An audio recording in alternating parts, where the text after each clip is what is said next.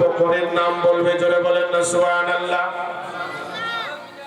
কোন গুণের কথা, প্রশংসার কথা যদি স্ত্রীর কাছে তার বাফের করা হয়, তাহলে স্ত্রী তৎক্ষণাৎ খুশি হয়, জোরে বলেন ঠিক কিনা? যদি করা না হয় তাহলে সে বেজার হয়। আল্লাহ রাসূল বুঝতে পেরেছেন, ও আয়েশা রে, তুমি মনে করেছো আমি তোমার বাপের নাম বলবো, এজন্য তোমার উজ্জ্বল চেহারাটা কেমন জানি মলিন হয়ে গেল। আম্মা জান আয়েশা বললেন, ইয়া রাসূলুল্লাহ, আপনি ঠিকই বলেছেন, আমার মনের পুরা বিশ্বাস ছিল যে আপনি আমার বাবার কথা বলবেন। আল্লাহ রাসূল বললেন, ও আয়েশা, তুমি চিন্তা করছো কেন? তোমার বাবা সেই হিজরতের সময়ের 3 দিনের গারে হেরার মধ্যে 3 দিনের অবস্থানের সওয়াব কতটুকু তুমি জানো নি? ও আয়েশা, এক এক রাত্রির সওয়াব তোমার বাবার এক রাত্রি আমার সাথে ওই গারে হেরার মধ্যে অবস্থান করার সওয়াব হলো এই আকাশের সমস্ত তারকারাজির সমতুল্য, যারা বলেন না সুবহানাল্লাহ। উমরের সওয়াব তো গোটা জীবনে সওয়াব এই গোটা আসমানের তারকার সমপরিমাণ, কিন্তু তোমার বাবা এক রাতের ইবাদতের সংখ্যা হলো ওই আকাশের সমস্ত তারকা সমতুল্য, জোরে বলেন না সুবহানাল্লাহ। মুআজ্জাজ হাজিরিন, আমি কি বলতে চাইলাম, এই ঘটনা বলা উদ্দেশ্য নয়। এক একটি রাত কত দামি, এক একটি দিন কত দামি। আল্লাহ রাব্বুল আলামিন বলছেন, ইন্না ফি খালকিস সামাওয়াতি ওয়াল আরদি ওয়া ইখতিলাফিল লাইলি ওয়ান নাহারি লাআয়াতিল লিউলিল আলবাব। নিশ্চয় আসমান জমিনের সৃষ্টির মধ্যে এবং রাত দিনের পরিবর্তনের মধ্যে, আসমান যে আল্লাহ তাআলা সৃষ্টি করেছেন, জমিন সৃষ্টি করেছেন এবং রাত দিনের পরিবর্তন করেন। রাত আসে দিন যায়, আবার দিন আসে রাত যায়। এটা তো এমনি নয়। আমরা তো মনে করছি রাত আসলে ঘুমাইতে হবে, দিন আসলে কাজ করতে হবে, জোরে বলেন ঠিক কিনা? না, লাআয়াতিল লিউলিল আলবাব, যারা নাকি জ্ঞানী, গুণী, বিচক্ষণ, বিবেকবান মানুষ যারা, তাদের জন্য এখানে বড়ই নসিহত রয়ে গেছে, জোরে বলেন না সুবহানাল্লাহ। এক একটি রাত যাবে, এক একটি রাত্রের ইবাদতের মাধ্যমে আল্লাহর রেজামন্দি কারা অর্জন করতে পেরেছে। ফজরের নামাজ, এশার নামাজ এবং ফজরের নামাজ আদায়ের মাধ্যমে কেউ যদি ঘুমের মধ্যে চলে যায়, গোটা রাত তার ইবাদতের মধ্যে লিপিবদ্ধ হয়, জোরে বলেন না সুবহানাল্লাহ। এই গোটা রাত ইবাদতের মাধ্যমে সে অতিবাহিত করলো, এরকম সওয়াব নিয়ে সে এভাবে পরপারে আমার সাথে সাক্ষাৎ করতে পারে কিনা। এজন্যই আমি রাত দিয়েছি, দিন দিয়েছি বন্ধুরা রে আমার। এই জন্যে আমাদের জন্য এই সৃষ্টির মধ্যে এভাবে নিদর্শন রয়ে গেছে, জোরে বলেন না সুবহানাল্লাহ। ভাইরা আমার,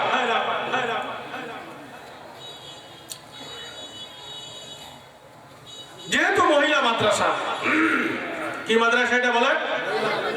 মহিলা মাদ্রাসা। মহিলাদেরকে, নারীদেরকে এখানে ধর্মীয় শিক্ষা, ইসলামিক চিন্তা চেতনা দেওয়ার একটি বিদ্যাপীঠ হলো এই রাহে জান্নাত মহিলা মাদ্রাসা। মহিলাদেরকে আমি তো মনে করি পুরুষরা যে পরিমাণ ধর্মীয় শিক্ষায় শিক্ষিত হওয়া উচিত, এর চাইতে আরো বেশি, অনেক গুণে বেশি নারীদেরকে ইসলামী শিক্ষায় শিক্ষিত করা উচিত, জোরে বলেন ঠিক কিনা? কারণ এই নারীর উপর নির্ভর করে একটি ভবিষ্যৎ ধর্মীয় প্রজন্ম নির্ভর করে। কুল্লু মাউলুদিন ইউলাদু আলাল ফিতরা ফাআবুহু ইউহাওবিদানিহি ওয়া ইউনাসসিরানিহি ওয়া ইউমাজ্জিসানিহি। পিতামাতাই ছেলে সন্তানগুলিকে এভাবে ভালো লাইনে চড়ার জন্য পিতামাতার ভূমিকাটাই হলো সবচাইতে বেশি। জোরে বলেন ঠিক কিনা? পিতামাতার মধ্যে আবার সবচাইতে বেশি অগ্রগামী ভূমিকা পালন করে মায়েরা। এজন্য একজন নেককার সন্তান হওয়ার পিছনে পিতার চাইতে মায়ের ভূমিকাটা সবচাইতে বেশি বেশি পার্সেন্টেজ ওয়ালা। জোরে বলেন ঠিক কিনা?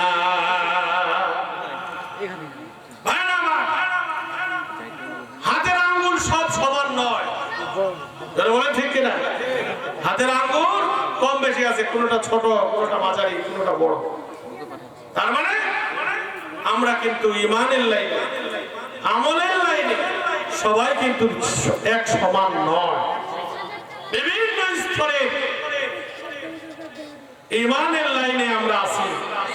কেউ একটু কমজোর ঈমান, কেউ মোটামুটি সবল, কেউ বা একবারে দ্বীনের জন্য, ইসলামের জন্য যদি কোনো ডাক আসে তাহলে গর্জন দিয়ে সেই ডাকে সাড়া দিয়ে ময়দানে উত্তীর্ণ হয়ে কালেমার পতাকাকে উড্ডীন করতে সে নিজেকে প্রস্তুত। জোরে বলেন ঠিক কিনা? সবাই ঈমানের লাইনে এক সমান নয়। আমার মা বোনেরাও ঠিক তদরূপ।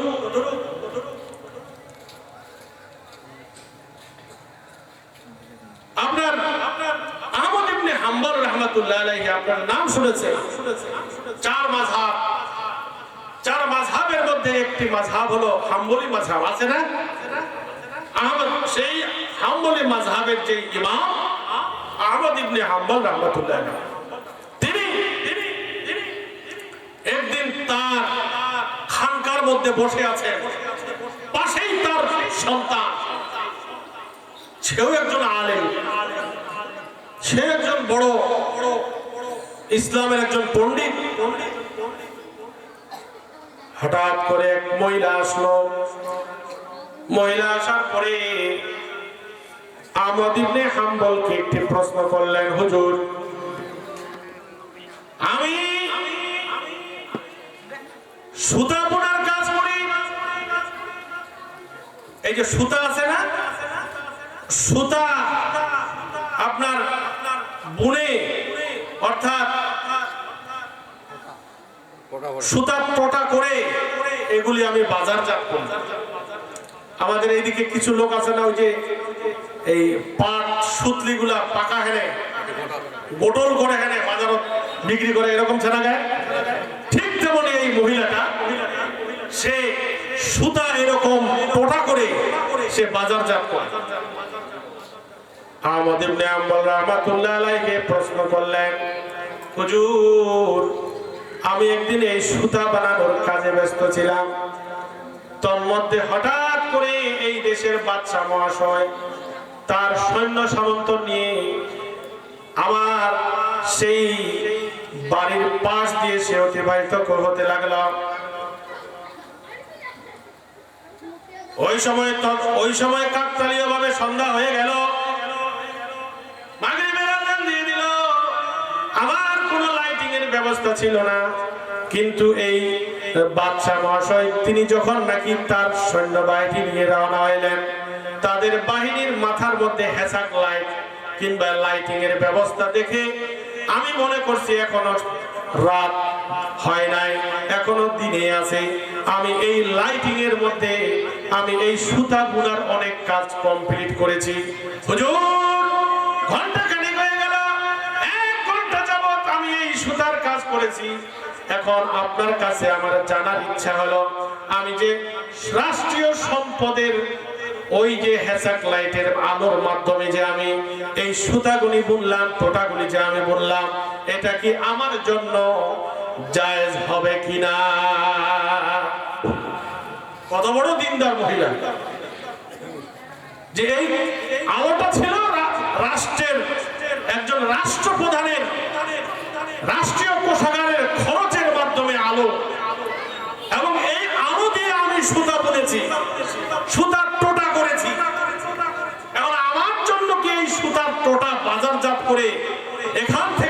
কিছু অর্থ পাবো, এই অর্থ গ্রহণ করা কি আমার জন্য জায়েজ হবে? কত বড় প্রশ্ন, কত বড় দিনদারি। আজকে বর্তমান যুগে আমরা তো রাষ্ট্রীয় সম্পদকে কিছুই মনে করি না, বরঞ্চ ছলে বলে কলে কৌশলে ক্ষমতার অপব্যবহার করে এই রাষ্ট্রীয় সম্পদগুলিকে কিভাবে লুণ্ঠন করা যায়, কিভাবে আত্মসাৎ করা যায়, এই ফিকিরে আমরা বিভোর। জোরে বলেন ঠিক? নারীদের মধ্যে বয়সী নারী আল্লাহর বান্দী আমাকে ইবনে আম্বলকে প্রশ্ন করলেন, হুজুর আমার জন্য এই কাজটা জায়েজ হবে কি হবে না? আমাদের ইবনে আম্বল কিছুক্ষণ চিন্তা করার পরে বললেন যে না, তোমার জন্য এই সুতা বাজারজাত করে এখান থেকে মূল্য নিয়ে তোমার খরচ করা তোমার জন্য জায়েজ হবে না। জোরে বলেন না সুবহানাল্লাহ। তার ছেলে পাশে বসা, বাপের এই মাসআলা এই ফতোয়া দিতে দেখে তার ছেলে আশ্চর্য হয়ে গেলেন, আব্বা আপনি এত কঠিন এত মারাত্মক প্রশ্নের উত্তর আপনি দিলেন, এটা আমার কাছে কেমন জানি পছন্দ হলো না। কথা বুঝতে পারতেছেন? কতটুকু নিজের পবিত্রতাকে, নিজের আত্মার পবিত্রতাকে তিনারা কতটুকু গুরুত্ব দিয়েছে। একজন নারী হয়ে, একজন মহিলা হয়ে কিভাবে তিনি অন্যায়, অপরাধ, হারাম, নাজায়েজ কাজ থেকে নিজেকে বিরত রেখেছেন, এই জিনিসটা বোঝানোর জন্যই তো আমি ঘটনা বলছি, কানের সুখ দেওয়ার জন্য তো। আমাদের ইবনে আম্বল রাহমাতুল্লাহ আলাইহি এই উত্তর ছেলের কাছেও পছন্দনীয় হলো না। আব্বাকে বলেন, আব্বাজান আপনি মারাত্মক প্রশ্নের উত্তর দিলেন, এই প্রশ্নের উত্তর আমার কাছে পছন্দ হলো না। আমাদের ইবনে আম্বল রাহমাতুল্লাহ আলাইহি বললেন, ও আমার সন্তান তুমি যাও, এই মহিলাটা কোন স্তরের মহিলা, কোন মানের মহিলা, তুমি তার বাড়িতে গিয়ে খোঁজ খবর নিয়ে এসো।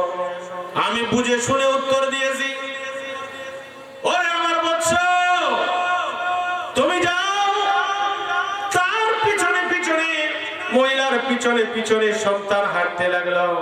হাঁটতে হাঁটতে যাই দেখলো এই মহিলা সেই যুগের সবচাইতে বড় আল্লাহর ওলি, সবচাইতে বড় আলেম, সবচাইতে বড় আল্লাহর কুতুব, সবচাইতে বড় বুজুর্গ বিশর হাফি রাহমাতুল্লাহি আলাইহির বাড়িতে তিনি ঢুকলেন।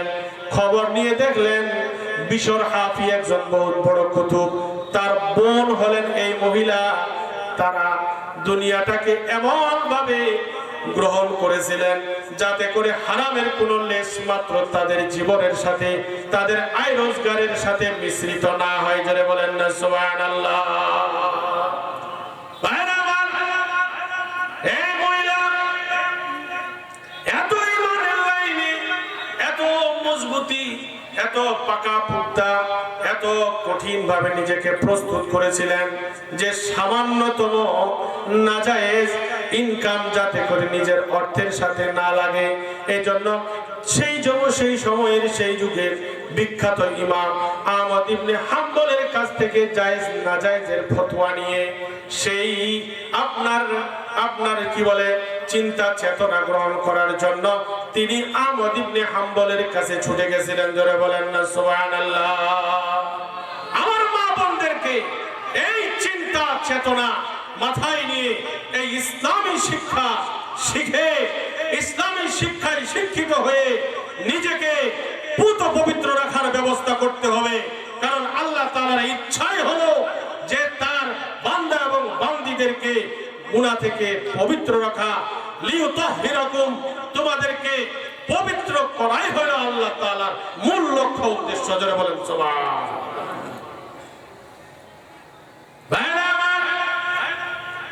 বলখের বাদশা, বলখ একটি শহর, এই বলখ শহরের একজন বাদশা গভর্নর, তিনি